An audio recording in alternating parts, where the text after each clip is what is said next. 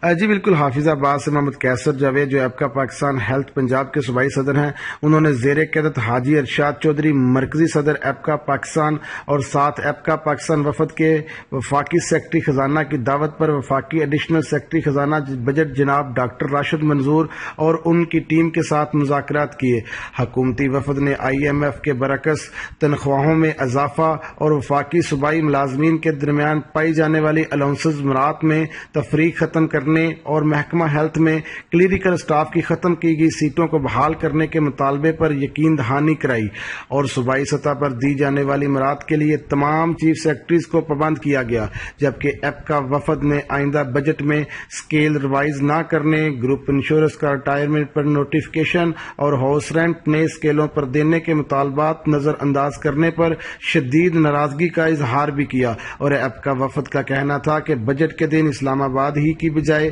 ملک بھر میں ہر ضلع کی سطح پر یوم سیاہ منانے اور اپنے مطالبات کی منظوری کے لیے احتجاجی مظاہرے کرنے کا بھی اعلان کر دیا۔ کیمرہ ٹیم کے ساتھ اصغر عباس، آپ تک نیوز، حافظ آباد۔